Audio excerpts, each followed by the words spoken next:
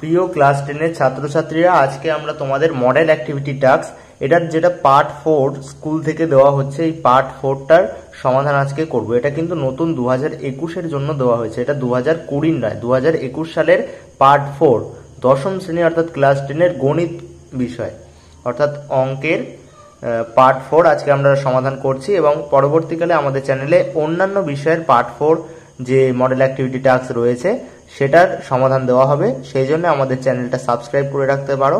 আর আজকে এখানে যতগুলো প্রশ্ন আছে অঙ্কের সবগুলোই তোমাদের সলভ করে দেখিয়ে দেওয়া হবে, তোমরা সঙ্গে সঙ্গে খাতায় করে নিতে পারো। ঠিক আছে, এখানে বেশ অনেকগুলোই প্রশ্ন রয়েছে, তোমরা সঙ্গে সঙ্গে খাতায় করে নিও।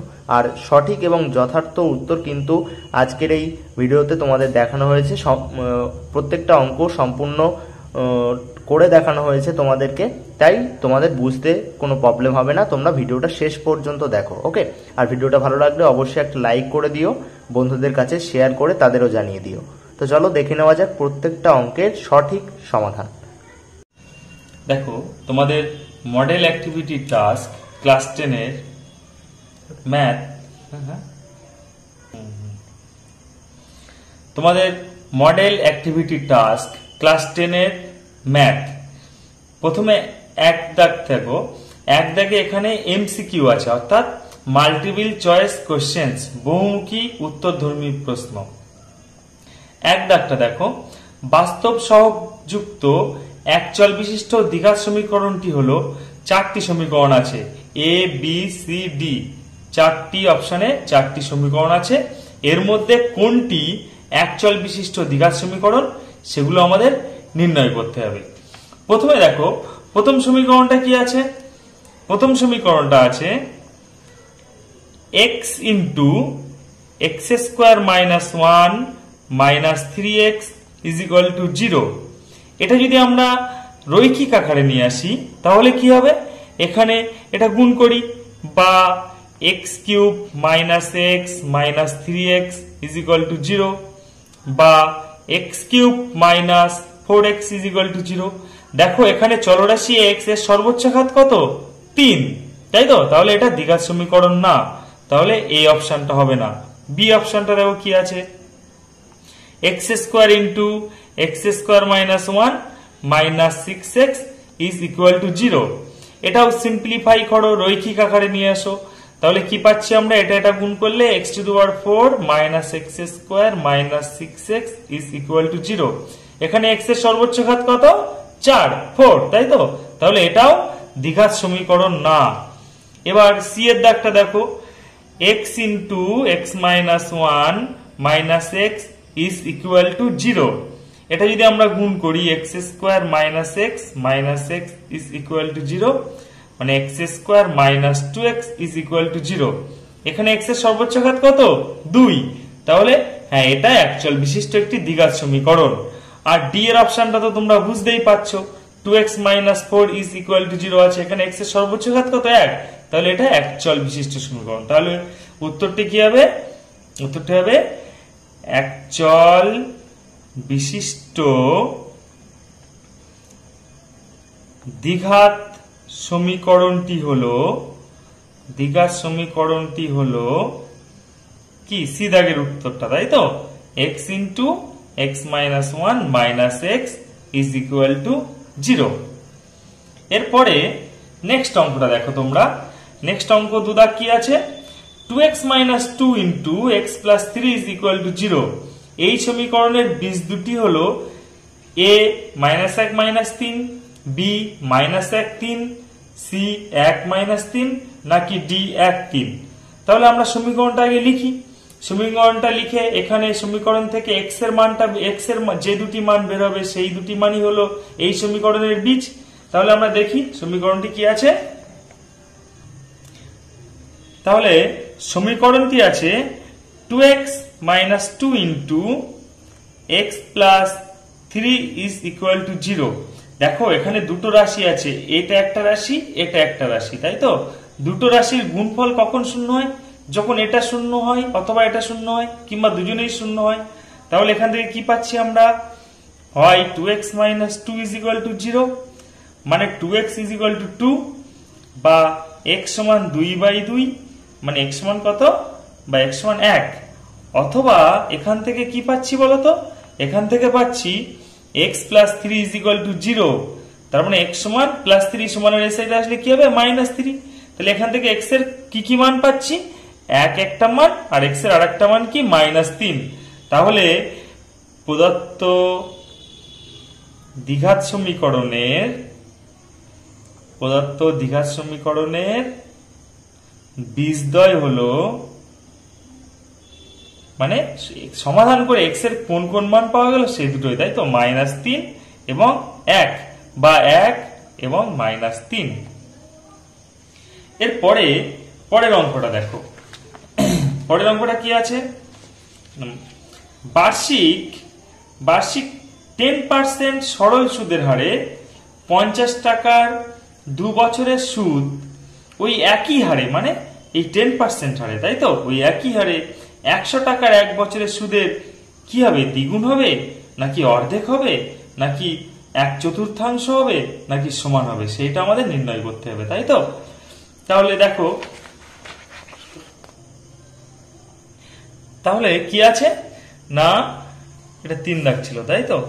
এখানে আসল কত টাকা বলো, আসল p সমান 50 টাকা, তাই তো, 50 টাকা। আচ্ছা, সুদের হার, বার্ষিক সুদের হার r% সমান 10%, আর সময় কত, সময় t, টাইম, তাই তো, সময় t সমান 2 বছর। তাহলে এখানে সুদ, সরল সুদ কত বলো তো, সুদের ওই একটাই সূত্র, সুদ i সমান p/100। এখানে মানগুলো বসিয়ে দাও, p মানে 50, t মানে 2, টাইম 2, r মানে 10%/10/100, তাই তো। এখানে দুটো শূন্য, এখানে দুটো শূন্য কেটে গেল, এখানে 5 দিয়ে 10 টাকা থাকে, সুদ কত, সুদ 10 টাকা। দ্বিতীয় ক্ষেত্রে দেখো, দ্বিতীয় ক্ষেত্রে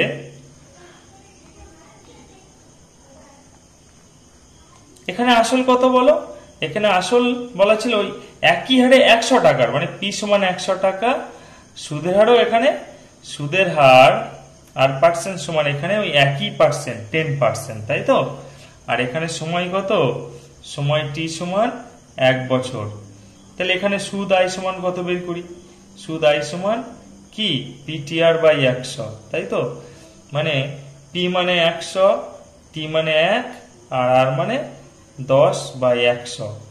এই দুটো শূন্য কাটে, এক্ষেত্রেও কি 10 টাকা হয়, তাই তো, আগে সুদ 10 টাকা হয়েছিল, এক্ষেত্রেও সুদ 10 টাকা।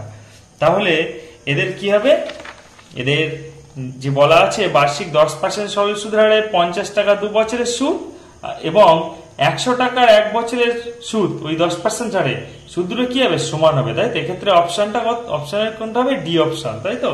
তাহলে এক্ষেত্রে কি হবে না, দুই ক্ষেত্রেই সুদ সমান, ব্যাস, মানে অর্থাৎ ডি উত্তর, ডি অপশনটা।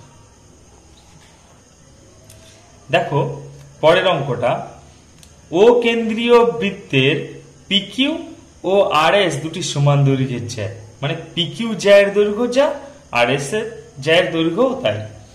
ও বিন্দু থেকে পিকিউ জ্যায়ের দূরত্ব 8 সেমি, তাহলে ও বিন্দু থেকে আরএস জ্যায়ের দূরত্ব কি হবে, 8 সেমি হবে, তাই তো। কিভাবে হচ্ছে সেটা তোমাদের দেখাচ্ছি। দেখো, একটা বৃত্ত আঁকি, প্রথমে আমরা একটা বৃত্ত আঁকলাম, হ্যাঁ। আচ্ছা, বৃত্তটির কেন্দ্র ও ধরে নিলাম, এখানে মনে করো পিকিউ জ্যা আছে, পিকিউ জ্যা, এটার দৈর্ঘ্য আমরা 2x ধরে নিচ্ছি, পিকিউ জ্যায়ের দৈর্ঘ্য কত ধরে নিলাম, 2x। আর এখানে তোমার মনে করো আরএস জ্যা আছে, আরএস, তাহলে এই দুটো একই দৈর্ঘ্য তো, তাহলে আরএস সমান কি হবে, আরএস ও 2x। আচ্ছা, কেন্দ্র একে কি করে, সমদ্বিখণ্ডিত করে, তাই তো। তাহলে এই পার্টটুকু কত হবে, x, শুধু সমকোণে সমদ্বিখণ্ডিত করে। আর এই দূরত্বটা কত, পিকিউ জ্যা থেকে কেন্দ্র থেকে দূরত্ব কত, 8 সেমি।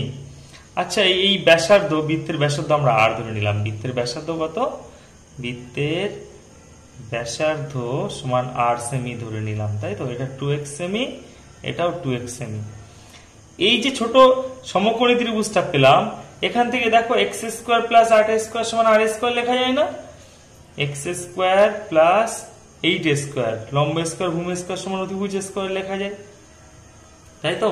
এটা থাক, আমাদের পরে কাজে লাগবে। এবার দেখো এই যে আর এস জ্যা যেটা বের করলাম আমরা, এর উপর লম্ব টানি। লম্ব জ্যাকে কি করে? সম্মুখ দ্বিখণ্ডিত করে। তাহলে এটা এক্স হলে এটা তো ব্যাসার্ধ, এটাও 8। আমরা এই দূরত্বটা বের করব, তাই তো? এই দূরত্বটা কত বের করব? দেখো এটা মনে করো, এই দূরত্বটা মনে করো ওয়াই ধরি, ওয়াই। তাহলে এখান থেকে আমরা কি পাচ্ছি? Y square plus X square সমান কি পাচ্ছি? Y square plus X square সমান এটাও আর স্কোয়ার হবে, তাই তো? এই দুটো যদি আমরা বিয়োগ করি, এই যে লম্ব স্কোয়ার যোগ ভূমি স্কোয়ার সমান অতিভুজ স্কোয়ার, যদি বিয়োগ করি এক্স স্কোয়ার কাটে, তাই তো? আর স্কোয়ার কাটে। আচ্ছা, 8 স্কোয়ার মাইনাস ওয়াই স্কোয়ার সমান 0, মানে 8 স্কোয়ার সমান ওয়াই স্কোয়ার, মানে ওয়াই সমান 8, প্লাস মাইনাস 8 হবে না, কারণ দৈর্ঘ্য নেগেটিভ হয় না।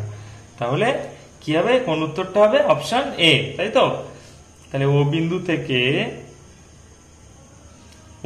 থেকে আর এস জ্যার দূরত্ব সমান 8 সেমি, মানে এ দাগটা উত্তর। এবার দেখো দু দাগের অঙ্কগুলো, সত্য মিথ্যা লিখতে হবে, অর্থাৎ ট্রু না ফলস সেটা আমাদের লিখতে হবে। এক দাগটা দেখো, একটি ঘনকের প্রতিটি ধারের দৈর্ঘ্য অর্ধেক করা হলো। মানে আগে যদি ঘনকটির প্রতিটি দৈর্ঘ্য যদি 8 সেমি থাকতো, এখন কত করা হবে? 4 সেমি করা হলো। কিংবা আগে মনে করো 10 সেমি ছিল, এখন কত করতে হবে? 5 সেমি, মানে আগে যা দৈর্ঘ্য ছিল সেই দৈর্ঘ্যের অর্ধেক করা হলো। ঘনকটির আয়তন প্রথম আয়তনের 1/8 অংশ হবে, এটা ঠিক না ভুল আমাদের করতে হবে। তো আমরা প্রথমে দেখে নিই। প্রথমে একটা ঘনক আছে, মনে করো এটা 2 দাগের 1, তাই তো? একটা ঘনক আছে।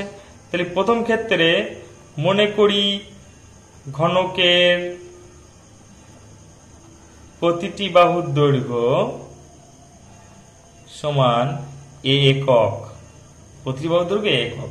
তাহলে আয়তন কত বলো তো? ঘনকের আয়তনের কি সূত্র? আয়তন সমান এ কিউব ঘন একক, তাই তো? কিউব করে দিতে হয়, এ কিউব ঘন একক। আচ্ছা, এখন বলো তো, এখন ঘনকের দৈর্ঘ্য কত? এখন ঘনকের দৈর্ঘ্য দেখো অর্ধেক করা হয়েছে না? তাহলে এ একক ছিল, এখন ঘনকের দৈর্ঘ্য a/2 একক। তাহলে এখন আয়তন কত বলো? এখন আয়তন সমান কি? বাহুর কিউব, বাহু, এই যে বাহুর দৈর্ঘ্য a/2 তার কিউব ঘন একক, মানে a3/8 ঘন একক। তাহলে দেখো আগের আয়তন কত ছিল? a³ ঘন একক। এখনকার আয়তন কত? a³/8 ঘন একক, মানে আগের যা আয়তন ছিল তার 1/8 অংশ হলো। হ্যাঁ, তাহলে এটা সত্যি, তাই তো? অতএব ঘনকটির আয়তন প্রথম ঘনকের আয়তনের 1/8 অংশ হবে, এটা সত্য। পরের দাগটা দেখো,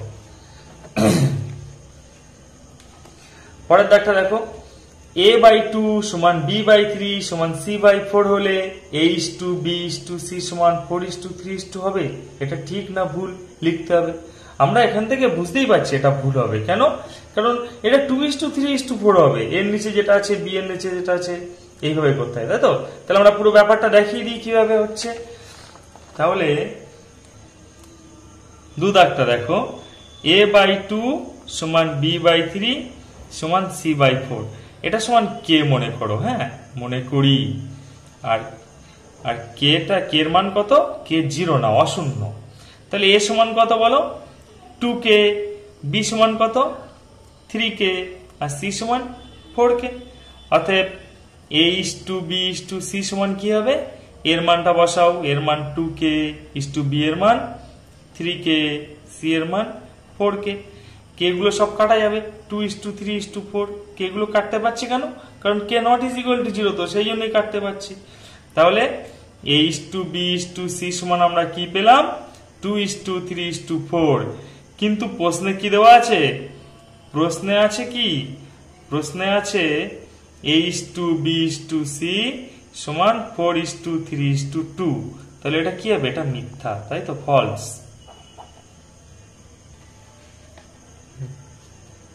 এবার 3 দাগটা দেখো, আসল পি টাকা এবং বার্ষিক চক্রবৃদ্ধি সুদের হার 8% হলে দ্বিতীয় বছরের মূলধন কত হবে, তাই তো?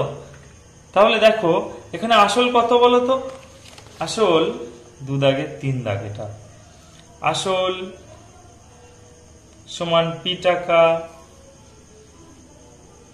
চক্রবৃদ্ধি সুদের হার কত? চক্রবৃদ্ধি সুদের হার সমান 8%, আর সময় কত? সময় n সমান 1 বছর, সময় n সমান 1 বছর। তাহলে 1 বছর পর সমূল চক্রবৃদ্ধি কত? সমূল চক্রবৃদ্ধি সমান সূত্র কি? P into first bracket 1 plus R by 100 total power n, তাই তো? পি কত বলো? পি 1 প্লাস আর মানে কত?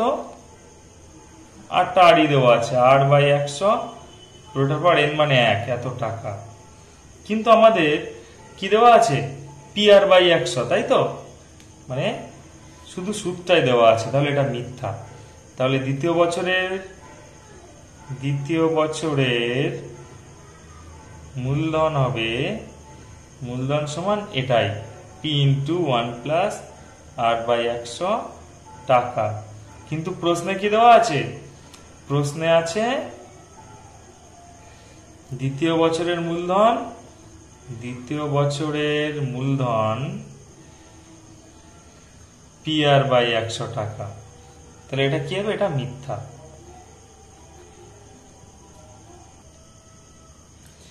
পরের দাগটা দেখো, চিত্রে ও কেন্দ্র বিশিষ্ট বৃত্তে, এই একটা বৃত্ত আছে, এর কেন্দ্রটা ও, এ বি একটি ব্যাস, বৃত্তের ভিতর কিউ একটি বিন্দু, তাহলে এ কিউ বি সর্বদা সূক্ষ্মকোণ হবে কি, সেটা আমাদের বলতে হবে। তো এখানে দেখো, এখানে আমরা চিত্রটা আঁকিয়ে নিই। আগে আমরা চিত্রটা আঁকিয়ে নিই। 2 দাগের 4 দাগ, একটি বৃত্ত আছে, বৃত্তের কেন্দ্র ও, তাই তো? আর এ বি হচ্ছে এর ব্যাস, একটি ব্যাস এ বি। আচ্ছা, আর কি আছে? অর্ধবৃত্তস্থ কোণ কি হয়? সমকোণ। কোণ এ পি বি সমান 90 ডিগ্রি, আর কোণ এ ও বি সমান কত? এক সরল কোণ বা 180 ডিগ্রি এ ও বি। এদের মধ্যে যদি একটি বিন্দু কিউ হয়, তাহলে এ কিউ বি, এটা কি হবে? এ কিউ বি এর মানটা এ পি বি থেকে বড়, কোণ এ পি বি থেকে বড়, আবার কোণ এ ও বি এর থেকে ছোট। মানে 90 ডিগ্রি থেকে কোণ এ কিউ বির মানটা বড়, আবার 180 ডিগ্রি থেকে ছোট। তাহলে অতএব কোণ এ কিউ বি কি হবে? এ কিউ বি একটি স্থূলকোণ হবে, স্থূলকোণ। তাহলে আমাদের প্রশ্নে যে দেওয়া আছে যে সর্বদা সূক্ষ্মকোণ হবে, এটা ভুল, তাই তো? অতএব কোণ এ কিউ বি সর্বদা সূক্ষ্মকোণ হবে, এটা মিথ্যা। ঠিক আছে, এবার 3 দাগের 1টা দেখো, একটি লম্ববৃত্তাকার চোঙের আয়তন এবং বক্রতলের ক্ষেত্রফল সাংখ্যমানের সমান। এককগুলো তো আলাদা হবে, কারণ আয়তনের একক একরকম, ক্ষেত্রফলের একক একরকম, এদের সাংখ্যমান সমান। মানে এর মানটা যা আসছে ওর মানও তাই আসছে। ওর ব্যাসার্ধ নির্ণয় করো, তাই চোঙটির ব্যাসার্ধ নির্ণয় করতে হবে, তাই তো? তো এখানে দেখো 3 দাগের 1 দাগ, এগুলো ধরে নাও। মনে করি লম্ববৃত্তাকার চোঙের ব্যাসার্ধ সমান আর একক ও উচ্চতা সমান এইচ একক। তাহলে আমরা এই যে চোঙটা পাচ্ছি, চোঙের উচ্চতা কত? চোঙের উচ্চতা এইচ একক, তাই তো? এইটা এইচ, আর এই ব্যাসার্ধ কত? ব্যাসার্ধ আর। আচ্ছা, তাহলে বলো যে প্রথমে চোঙের আয়তন কত বের করি আমরা। চোঙটির আয়তন কত হবে বলো? চোঙটির আয়তন সমান আয়তনের সূত্র কি পাই আর স্কোয়ার এইচ, তাই তো? এত ঘন একক এখানে লিখতে হবে, ঘন একক। আর বক্রতলের ক্ষেত্রফল কত বলো? বক্রতলের ক্ষেত্রফল সমান 2 পাই আর এইচ, তাই তো? বুঝছো? আয়তন কিভাবে নির্ণয় করতে হয়? আয়তন নির্ণয় করতে হয় ভূমির ক্ষেত্রফল ইন্টু উচ্চতা, ভূমির ক্ষেত্রফল ইন্টু উচ্চতা। আর বক্রতলের ক্ষেত্রফল কি? ভূমির পরিসীমা ইন্টু উচ্চতা। ভূমির পরিসীমা কত? বৃত্ত 2 পাই আর ইন্টু এইচ, এত বর্গ একক। প্রশ্নানুযায়ী